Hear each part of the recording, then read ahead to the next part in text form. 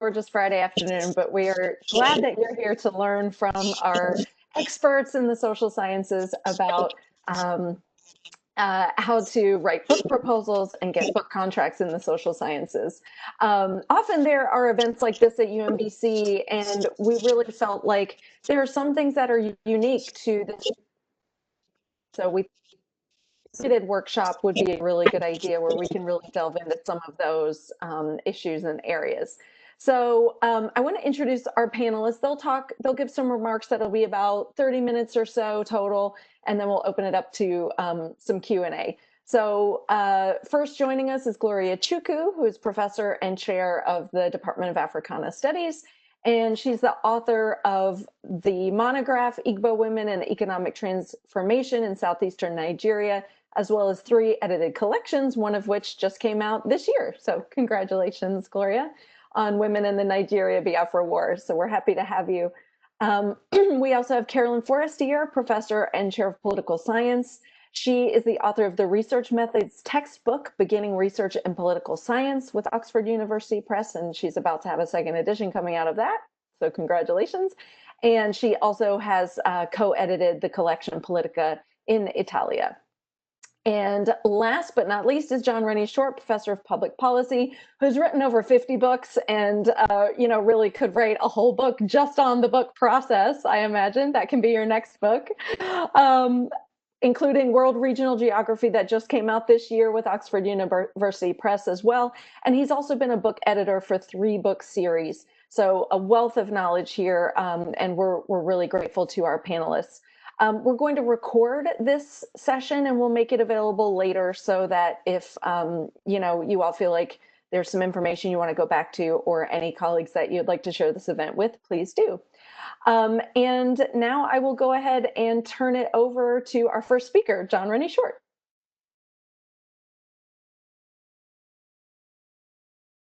You're muted, John. There you go. Good afternoon, everyone. I hope you can hear me now.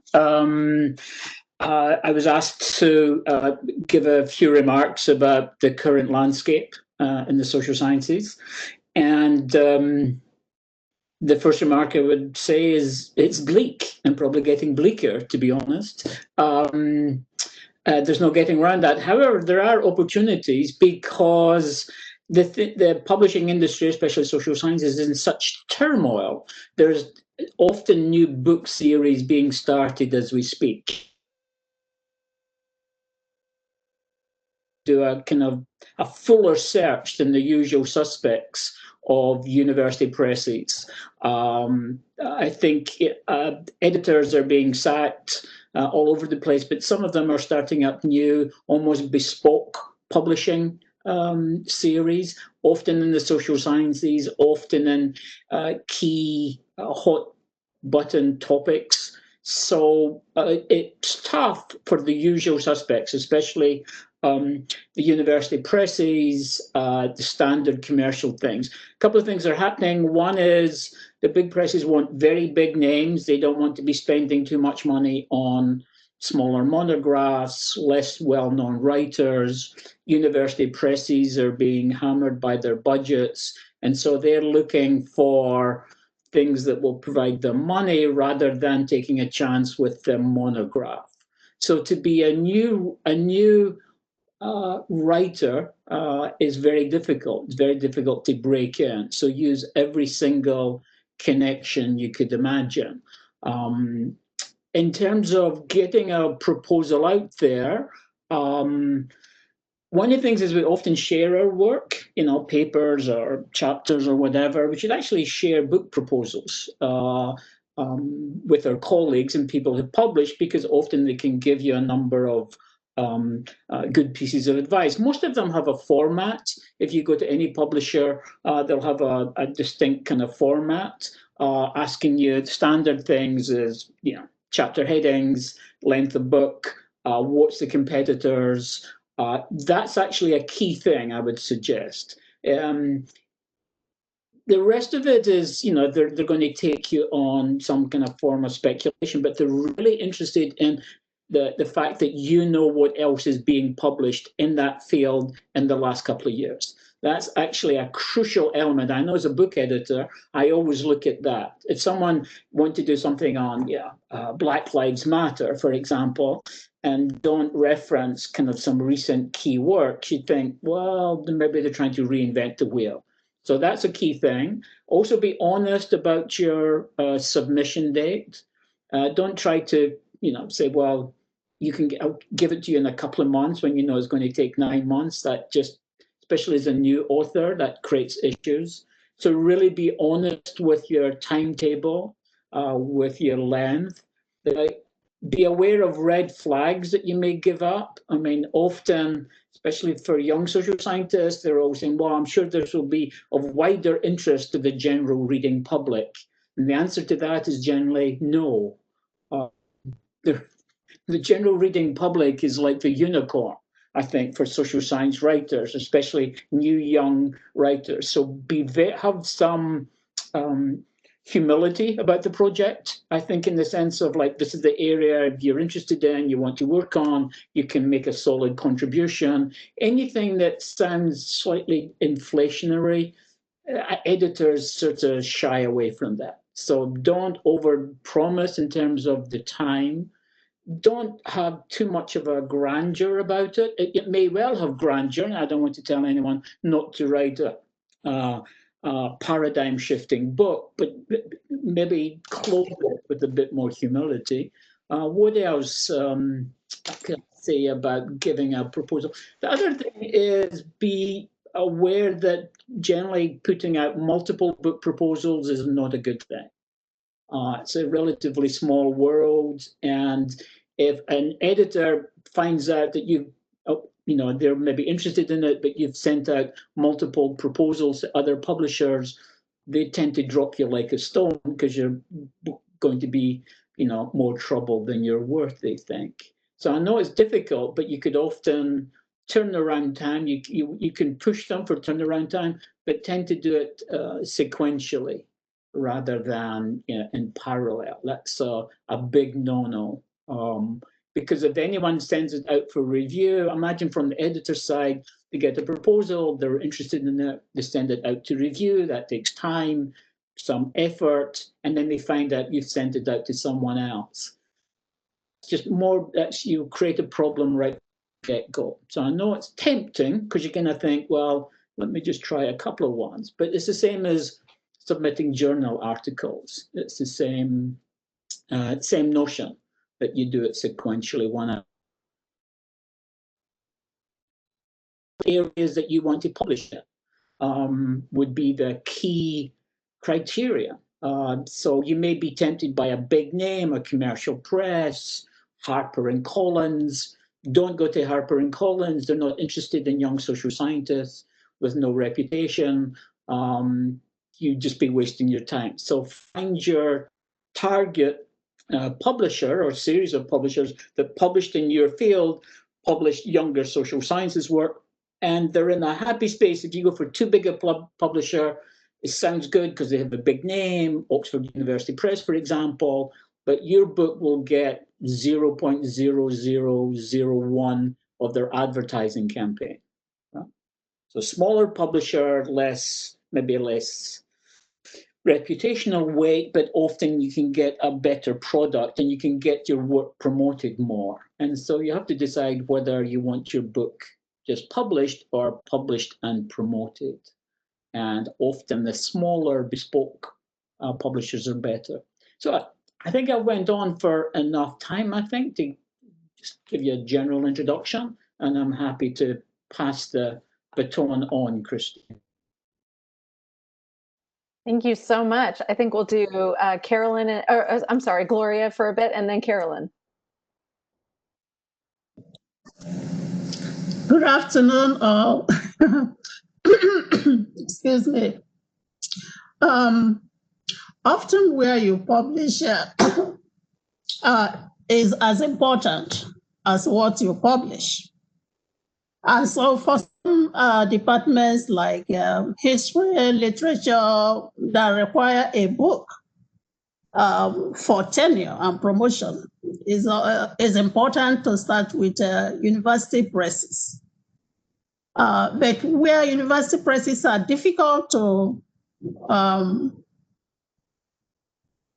get, you may consider trade academic presses, such as Routledge, Paragraph Macmillan, Lynn Reiner, and others. Now, I am asked to give a brief remarks on where to start and how to start to look for an appropriate press. So, based on my knowledge and my experience, the best place to start is your bookshelf. Look at books you've read and cited in your work.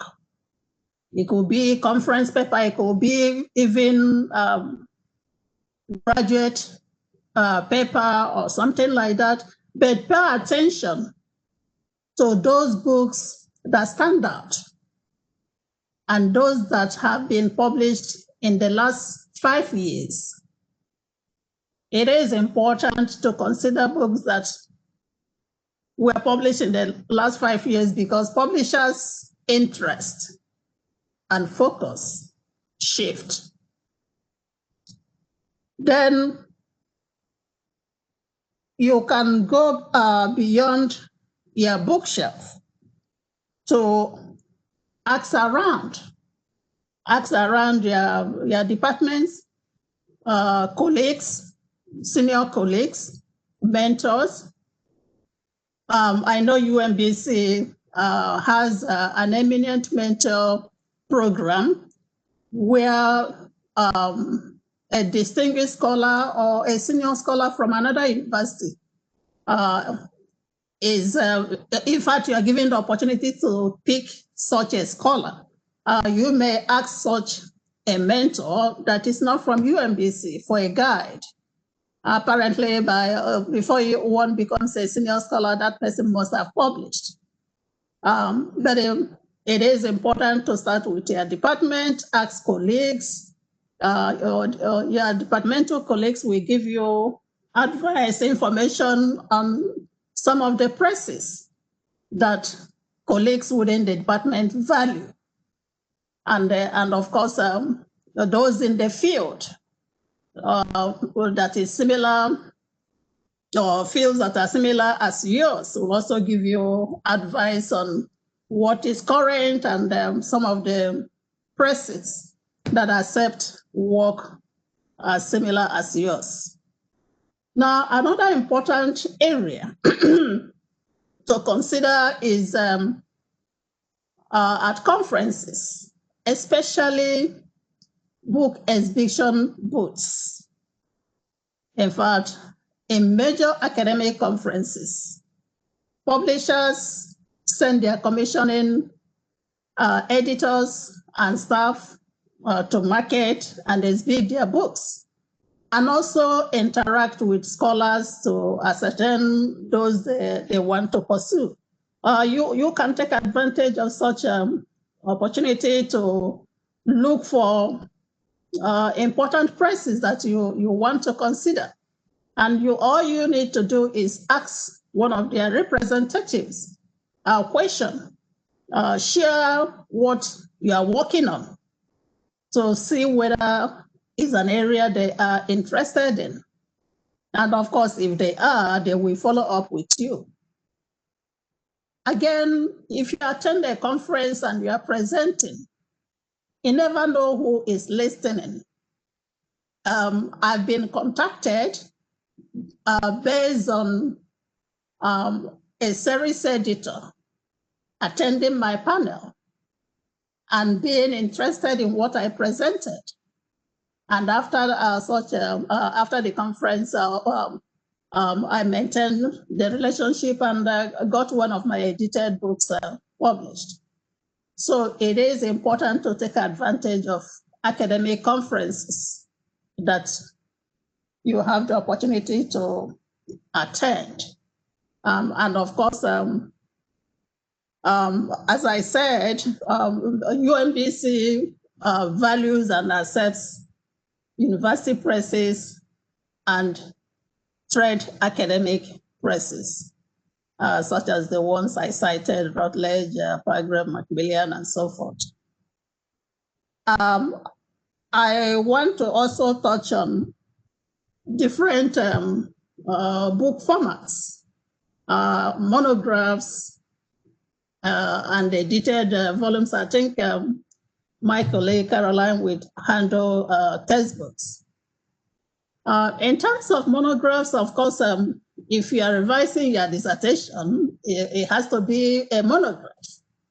And oftentimes, monographs are the most valued because it's your work, your idea, everything about the monograph is your work. And you have the opportunity to control the pace. You don't have to rely on any other person to complete the work because it's important, as my colleague, the first speaker mentioned, don't undershot yourself by giving a time you cannot maintain. Give a reasonable amount of time that you can complete the manuscript once you sign the contract. And so it is important you work on a project that you have sole control over its production. So those are two major advantages of monographs. The most valued when it comes to tenure and promotion. And of course, you have control of the production, the writing, and of course, all the work that goes into production until the book is released. Now, for edited volume, it depends. Oftentimes, we have a single editor. When a book is edited by one person, that person takes the credit. And oftentimes, that person is the one being cited, even though there are many contributors of the chapters. So that is valued higher than when you have multiple editors. You may have up to 2, 3 editors. But even when you have more than one editor, the ranking of the names on the book determines who gets more credit. If your name is written first, then you get more credit than the third name. And it is also important when you are going for tenure, because I've also reviewed books and also reviewed tenure and promotion dossiers where people emphasize the amount of time they invested in the production of an edited volume or multi-edited volume. So these are some of the things you have to consider. And of course, one disadvantage of an edited volume is that you don't have control of the production of the manuscript. Yeah, I've had 3 edited volumes, and I can tell you that it was not easy. You have several emails and phone calls and disappointments and all whatnot, trying to ask contributors to comply with the deadline. And so those are things you have to bear in mind, especially when you want the particular manuscript to count for your tenure and promotion. You have to be mindful of the production process, how long it takes to review a manuscript. Oftentimes, some presses take up to 6 to 12 months to review manuscripts. So you have to factor in all those elements. I think I will have to stop here for now.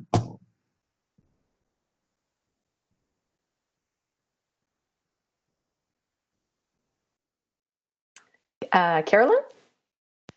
Okay, sure. Hi, everybody. I'm Carolyn. And so I just want to reiterate a couple of the points that John and Gloria mentioned, because I think that they're very important.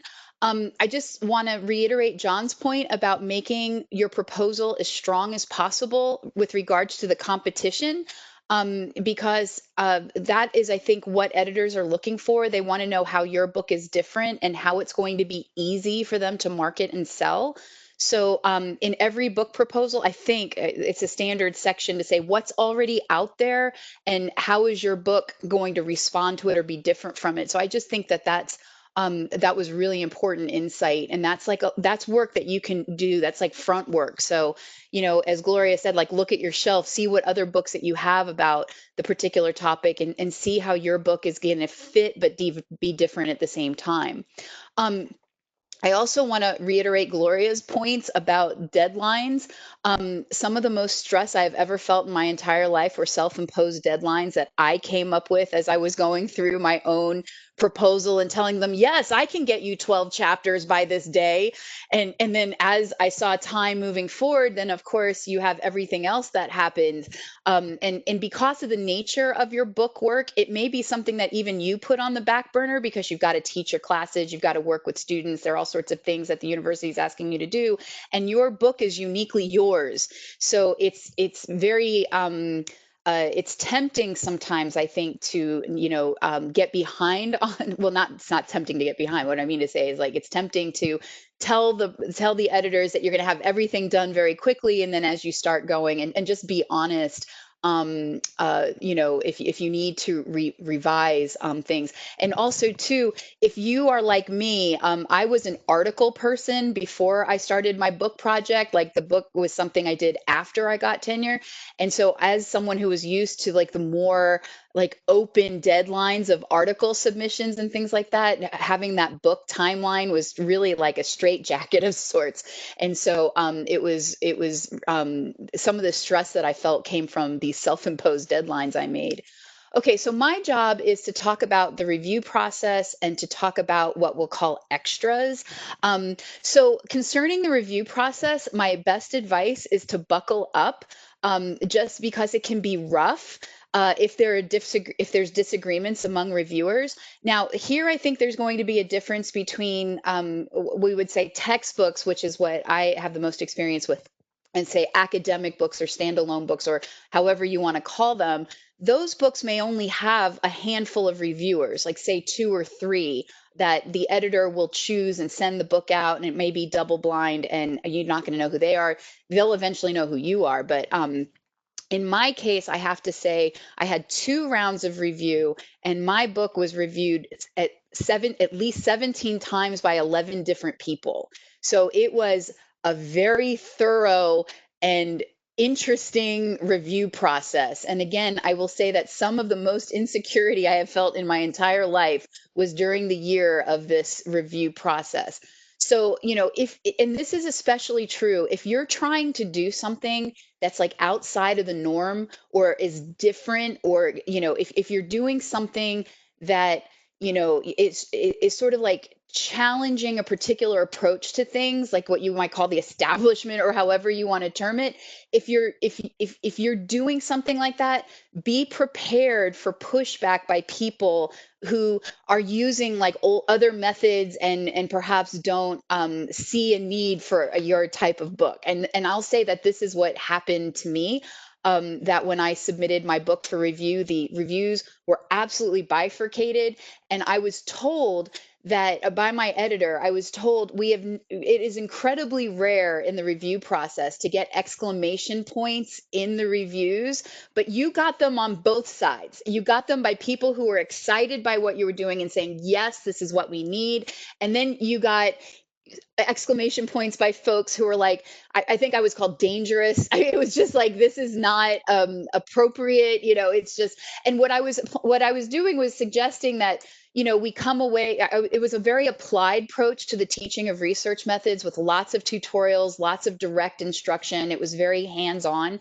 And I think that some of my reviewers felt that type of work should be done at the graduate level, not the undergraduate level. And it happened quite often that the editor would come back and say, well, how would you respond to this? And those were very important conversations that maybe could have made or broken the contract process, because I think that how I responded and told them why this was such a good idea and why I thought it might be marketable, I think that those were the conversations that led to the contract. So I think that you have a lot of control in terms of how you present your proposal and how you communicate with your editor after you get the reviews back. You could get some negative reviews, but you have to be able to respond to them with your editor to say, like, I see why they're saying this, but let me tell you why I disagree. And like, I had one reviewer that I don't think that reviewer had been in the classroom in over 20 years. I mean, it was just some of the comments I got. And, I was asked, like, how would you respond to this? And I said, I don't think this person has stood in front of people teaching in a long time. And it turns out that professor was actually an emeritus faculty member who was probably very used to, like, a different way of doing things. And so it was, just, I had to think hard before I responded. And I remember going for walks and thinking, like, how am I going to respond to this? And, the editor is really looking for you to defend your approach and to, convince the editor that, this book is going to be successful, or at least to take a chance on the book, because, you have a lot of control in that respect. So that's what I'll say about the review process. I mean, some people go through a review process, they get some really great comments and it's very smooth. I can't say that. Basically my book completely changed from the first review to the second review because of the comments I received. Some of them were incredibly helpful and they helped me hone in. But they were in some cases very difficult to read because, they were, some of them were just really, really tough. And so that was okay. Finally, the other point I want to make is about extras, as we're calling them. In my case, I'm with Oxford. They were looking for a lot of additional content. And what was interesting was when I signed my contract, it said, like, companion website materials, like author is responsible for companion website materials. I was like, sure, sign. I was just so excited to finally have this official looking document. I was like, what can that be? And so finally I turn in the book, like all 12 chapters, the preface, the whole thing gets turned over. So excited. And then the next day I get this email. Okay, now we can start the online content. And in some ways, it really felt like writing the book all over again, because for every single chapter, I had to come up with lecture notes and outlines and PowerPoint presentations. So I can keep going, assessment content, exercises, worksheets. And for my second edition, I'm introducing data sets and code books, and tutorials written by me. So in some ways, it's sort of like a mirrored textbook online to complement the actual book itself. And so if you're writing something that you intend to use in the classroom, that could be something in the review process that you tell the editors that you're willing to do some on, because I think the editors are looking for that extra content because that's how they sell the books. That sometimes that online content, I know that when I use textbooks, I like that online content because it's less work that I have to do in terms of coming up with the structure of my lectures and maybe looking at discussion questions. I tweak them always. I very rarely just take anything, I always make it, appropriate for my class. But I think that if you guys are thinking about these books and how they may be used in the classroom, it's possible that you will be asked to produce these extras. And again, going back to Gloria's point, allow yourself the time, because it took me an entire semester, like basically 6 months to do all of that for each of these 12 chapters. And it was way longer than I ever envisioned. And they edited those too. And so I would get comments on that as well. So that's what I'll have to say. I did want to say one more thing, because I know I'm talking about textbooks, but I just wanted to say about the edited volumes and to reiterate Gloria's point about managing everybody's schedule. I also have an edited volume in Italy, actually, and trying to get all the folks to submit their submissions on time. That was easier than the review process for the textbook, I will say that, but it was frustrating nonetheless, because you just feel helpless. You can't write the chapter and you need it. And you also need to, in our case, it was in 2 languages because it came out in both English and Italian. So it was and one author would write it they either wrote it in English or Italian, and the Italian author was responsible for making sure it was, written properly in Italian, and my job was to make sure everything in English was okay. But sometimes it really felt like we were buttoned up. I remember that December 1st deadline, and here it is like November 20, November 21st, Thanksgiving is coming. And it's like, guys, it's just so frustrating that people will turn it in quite literally an hour before that deadline. I mean, it's in, but but just be prepared. If you're doing an edited volume, just breathe and, maybe send out lots of emails, check in with your authors, just make sure everybody's on board, because if somebody has to drop out, you don't want it to be at the last minute. You want to be able to find somebody else. I'm in a situation right now. I've written a chapter for a book on European politics, and the editor just wrote me, I think 2 of the chapters have fallen apart. And so it's like, and I'm like, mine's done. It's awful, but it's true. So, so I'll stop there, and maybe we can open it up for questions, unless you want John to close this up. So. Yeah, I think actually, John, if you can do a bit on contracts and contract negotiation, negotiables, I think that'd be great. And then we'll do questions.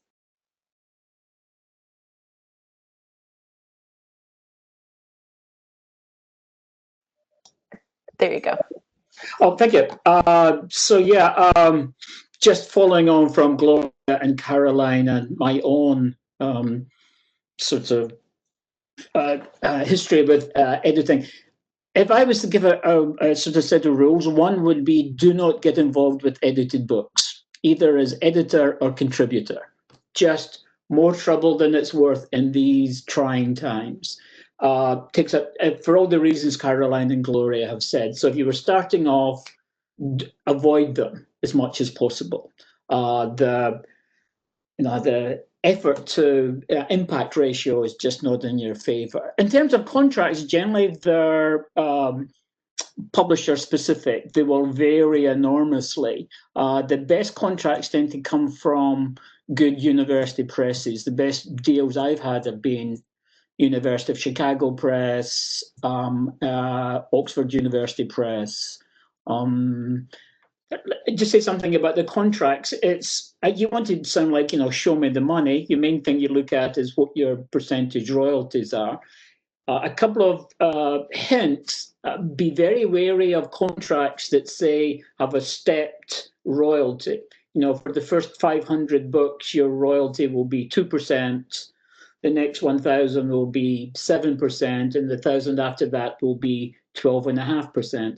They will never publish more than 500 copies, so you will never get that extra royalty fee. So be wary of that. And also, I think, according to what Caroline said, be very wary of making. So, for example, you can negotiate about who's going to produce the index, for example. It's always a complete pain in the neck to me. I hate doing it, and I'm quite willing to get the publisher to pay that. So look at that. There's also the case of subventions. Some of them are, especially for diagrams and figures, especially for monographs. UMBC, by the way, can often be kind of somewhat generous with helping that for reputable publishing ventures. But look at that, and look at if they will provide the figures, or they will help you if you need figures and maps, for example, in my case. So look at the details. The exact royalty payment will vary. It varies. You don't have a great deal of negotiation about. Everyone would like to get 10% for paperbacks and 15% for hardback. That's often very difficult to do. You don't have a great deal of negotiation, to be honest, and they'll tend to give you, you don't need to accept their first offer, but it's not a big negotiating element. And the reason for that is it's not within the remit of the editor you're working with. He or she is your friend in a sense, and if they come back with you could ask them to increase the royalty amount, but often it's outside their control. So it's a brutal statement of fact. If you're a better known author, they start off with a better offer. But if it's your first book, don't muddy your relationship with complaining too much about the royalty. I think that's anywhere between, anything less than 3.5% or 5% is a bit low. Round about anywhere from 5 to 7 is this kind of standard kind of fee. But pay particular attention to things that Carolyn already mentioned, online for textbooks. So, for example, with Oxford University Press, I did 2 big textbooks, and they were responsible for the online provision.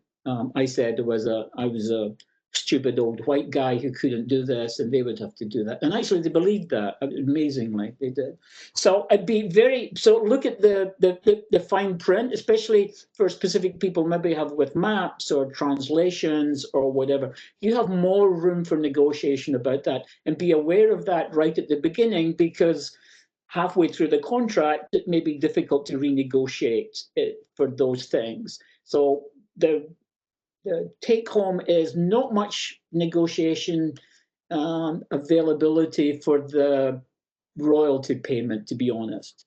Avoid anything that's stepped. It says like, oh, once you sell 1,500 copies, the royalty rate will go up. They will never publish more than 1,500 copies. So it's a kind of, as an aside. And be wary of maps, diagrams, online thing. Have that, so you can sort that out. You have more room for negotiation about that. I think that's, I'm happy to finish there, and obviously open questions up for both me and Gloria and Caroline. Fantastic. Thank you all so much. So if anybody has any questions, please feel free to chime in.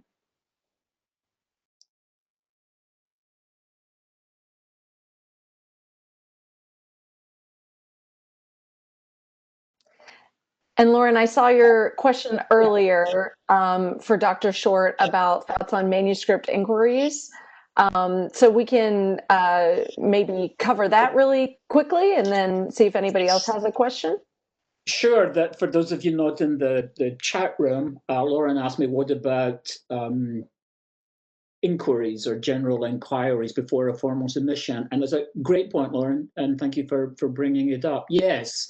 You can send out as many inquiries as possible at the beginning, from a range of publishers, and say, I'm interested in, I'm going to do a book on the civil war in Nigeria in the 1970s. I'm saying that because I can see Gloria there. This is going to cover, this period is going to look at this. I think it's an important contribution. Is this something you're interested in? You can send that letter out to as many publishers as possible. And it's a great idea. And then you can you'll get a sense of whether that there, which is often very difficult in this high turnover period, they're still interested in that area, they're still wanting to publish. And then you can tailor your submission. So as many inquiries as possible is a very good idea. Thank you for that. Other questions? Yes, hello, everyone. My name is Christopher Brown. I teach in the Global Studies program at UMBC. Thank you for organizing this, and thanks for all the panelists. This was very informative and helpful.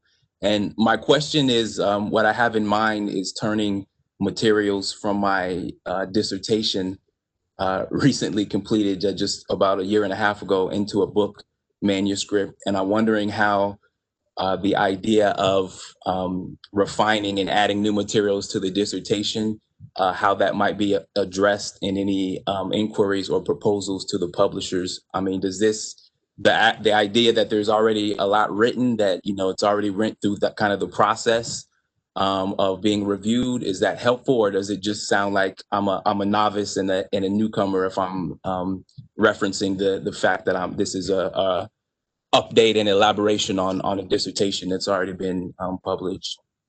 Christopher, as an editor of a book series, let me be brutally honest, if I may. Most publishers tend to shy away. Maybe history programs are different, but most publishers shy away from someone turning their PhD into a book. Not because it won't be well written or well researched, but it's a PhD. Not quite the same as a book. And, you would have to ask yourself whether may be more suitable or more useful for your academic career and your own sense of getting your work out there in terms of a series of articles. I'm a serial book publisher, for example, from way back, but my PhD never saw the light of day as a book. It came out as maybe 4 or 5 articles. I think it's because your work is set up for an academic audience. It was to obtain a PhD, right? It has that feel about it. It has that sense of it. Turning into a book can often be sort of, it sounds easy, but it's quite difficult often, and it retains that PhD feel. They would find difficult to market it, to sell it. It sounds too specific, because it was meant to be specific. It was meant to add a sort of knowledge forward in this area, so you targeted it. So to be honest, I don't know, Christopher, and I don't want to squash anyone's hopes, but to be honest, I'd seriously consider writing it as a series of papers in good journals. You'd probably get more impact that way. People would see your work more. And it would involve an easier transition from your PhD dissertation to the article. Christopher, thanks for your question. I have a little bit different take, but I totally agree with John that you should start revising 1 or 2 chapters of your dissertation for consideration for publication in academic journals. Once you go through the journal article publication, it will give you a sense of the expectation. Definitely no publisher wants to publish a dissertation. You have to turn that dissertation around, revise it as extensively as possible, because the way you write a dissertation is not the way you write monographs. Each publisher has an in-house tradition and standards that they expect, which are not the same as writing a dissertation. But it don't throw away your dissertation. And it is hard to wait, because the turnaround of journal publications are longer. And so you don't want, and there are certain fields that require a book. And so it's good, see if you can publish up to 2 articles out of the journal, out of the dissertation, and use those as models, and of course, a stepping stone to revise the dissertation. Publishers have, in fact, there are certain series in reputable presses that go out for dissertations that are revised because of the extensive research that is involved in producing those dissertations. And so don't be discouraged, but start with academic journals. Thank you very much for that response. It's very helpful. I had oh, sorry. I don't know if you want to go first, Nick. So I had a question about, thank you all for this. This was extremely informative. My name is Brian Van Wyk. I'm in the history department. I had a question about approaching editors, feeling out editors, and the interest level of editors in your book in virtual settings. So obviously, most of the large conferences with book fairs are not taking place or are taking place in virtual settings this year. Do you suggest sending emails with the sort of informal inquiries that you all have talked about, or is that something that is best left for other means of communication?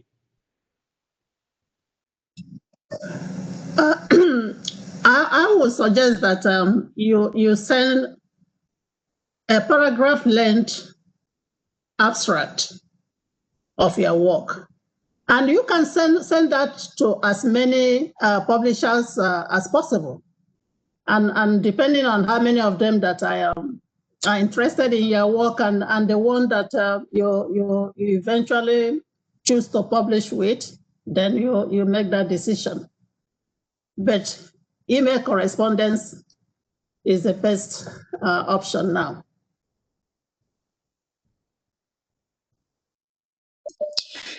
Brian, actually, I think it's would depend on the discipline, but often if you go to the big conferences, it's actually very difficult to get quality time with the editors. It's a bit of a meat market. The Association of American Geographers, there's 8,000 of your closest friends all trying to speak to 15 editors all at the same time. So I definitely use email correspondence. In an ideal world, you would do it before, and perhaps, you know, a typical strategy would, you know, a couple of months before, saying, I'm interested in this developing this idea. What do you think? And if there's any halfway positive, you can always say, oh, by the way, you know, I'm be at the American Historical Association meeting or something. But doing it cold, that's tough to just turn up at the conference. It's just anyone's been there. It's madhouse, and they're all overbooked, and they can barely give you enough time. So it's all very, very useful to do the email communication or formal letter beforehand. And as I say, in an ideal world, a follow-up. But no doubt about that, it's overrated the amount of time you can spend with an editor at a conference. And I'll chime in and also say, shoot as high as you can. Because I remember when I started my process, I made a list of, well, I had a list of all the publishers in I'm in political science. So I made a list of top publishers in political science, and I had a list of maybe 50 of them. And I was thinking to myself, you know, this is my first book. I've never done this before. Maybe I'll start in the middle. And I just happened to have somebody at the house with me. And as I was talking about this, and they looked at me straight, why wouldn't you shoot for the top? And because I think that I was like, well, if I go in the middle, I'll have a higher chance. And I went with Oxford, and they took it. And, you know, it's like, you just never know what's going to happen. So if you're sending out this kind of, you know, shorter inquiry without creating the fuller proposal, I think, you know, don't sell yourself short. You know, go as high as you possibly can and let them tell you no. You don't tell you no. And that's a big piece of advice that I got for myself when I began this process. And if they say no, they say no, but you never know until you try. And so, you know, all of us are here. We all went through some sort of process to get here. So it's like, you know, we're all good. That's not the question. And so it's like, you know, so I would encourage everybody as they start this process to aim high and accept when you have to. But, you know, but don't sell yourself short. Yeah, John, you had something else? Yes, I think the other thing is, I always remember an Australian painter was asked, how did you cope with the criticism? And his response was, you have to survive the punishment. And I want to tell people that because it's ego shattering at times to have your prized work criticized, and we've all went through it, and often it's not something you share. You tend to share, no one goes on Facebook or whatever and say, oh yeah, no, 3 people trash my work. No, you always say, I got this prize or whatever. And so other people's professional life looks like a series of victories and a victory lap, whereas in reality it's all incredibly critical. Academics is a brutal, brutal world. I did some work with another academic, a very well-known academic who has enormous citations, and he had a wall of shame in his office where he actually posted the rejections for his papers. And they varied from, I did that, from, this is the worst thing I've ever read, ever, honestly. And I've had something. My favorite negative review was someone saying, "This is John Rennie Short's second book this year, and it shows." Wow. So you just get, as you go into it for the first time in particular, you will not be, you may be different and get nothing but positive reviews and reaffirmations, but this is the academy, and people are not known for their social sensitivities, especially at a distance as anonymous reviewers. So be willing to survive the punishment. That is such good advice. Nick, did I see that you had a question? I did, but I've got to run and meet with a student in like 8 minutes. So I hope this can be a quick one. I apologize. I came in about 10, 15 minutes late, I think. Had a little pet problem here, but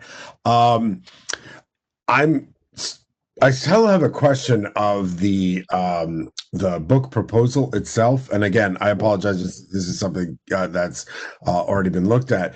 Is there, keeping in mind this idea of sending out these emails to everybody, sort of creating these informal entrees into a conversation, when is it that we should be formatting, or should we be formatting, a sort of text of our own of what our book proposal would be like, in an effort to then mold that to whomever we, decide, or mutually decide would be our best, our best bet.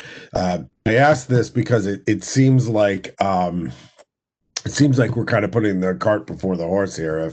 If we're starting this thing, and are the days of the 30-page book proposal still here, and alive? So that's it. I'm out. And I mean book proposal. I mean not a chapter. I mean just the book proposal itself. Oh. I think that once you get to the proposal stage, there'll be some sort of form that you fill out with designated sections. And one of those sections will be like competition. And they'll ask you to list the books and their prices and what they are and how your book will respond to that. But before that, there'll be like chapter breakdown, intended audience. There are all these like categories, and some of them you may not have realized that you need to think about. So I wonder if I can't remember if I was sent the template or if it was publicly available online, but I imagine, John, you probably would. John and Gloria might know more about this. Yeah, they usually send you a template, because each publisher has its own template based on the publishers that I've worked with: Routledge, Paragraph, Macmillan, and Lexington. They all have their different proposal template, and they will send it to you. I would just chime in too to say, use the mentors in your department. They likely wouldn't mind sharing a proposal, or you might be able to find a colleague who might share a proposal, ideally with the same press or a similar press. So use your networks on that, I think, too. You all have made me so happy, because I've been sitting here terrified trying to work through this like massive thing of describing my work as a work in itself. So I'm walking out of here on air, getting ready to send out my myriad emails of inquiry, letting my arrows fly. So thank you so much.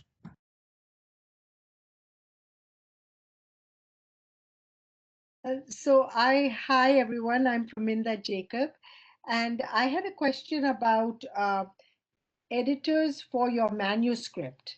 How important is that aspect, getting a professional editor for your manuscript? And also another question was, do you think in part of the contract you can request that that your manuscript is edited as part of your book contract?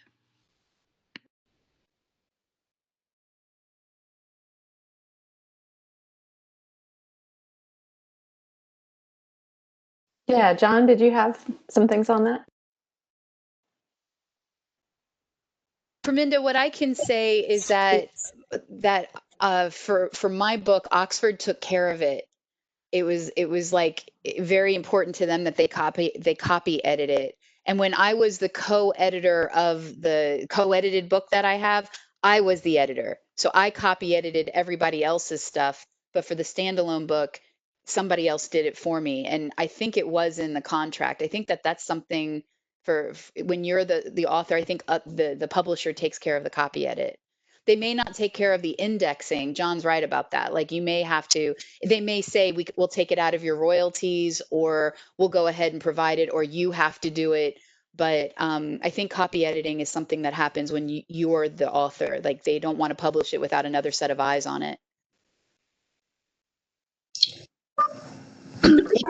There is a difference between copy editors and copy editors. So it's a good copy editor is quite expensive. It's an important cost, and so they will vary. The best copy editors I've had have been with Oxford University Press. Some of the worst have been something like Routledge, for example, who don't spend a great deal of money on it, and so they'll not get the best copy editor.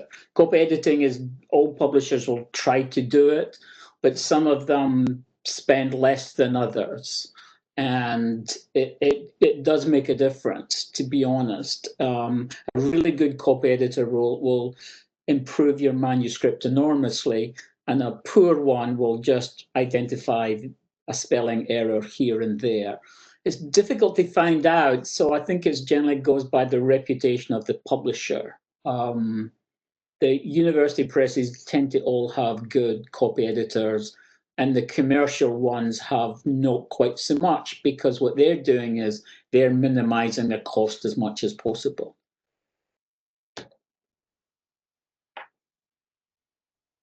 Thanks, everyone. We might have time for one more short question if there is one.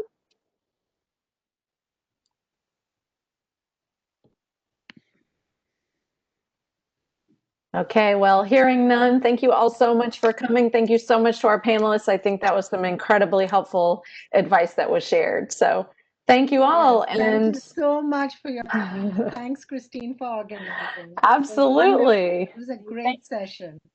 It really was. Thanks again, everybody. Have a great rest of your Friday. Thanks for organizing. Absolutely. Thanks for participating. Thanks for doing this, Christine. Thanks.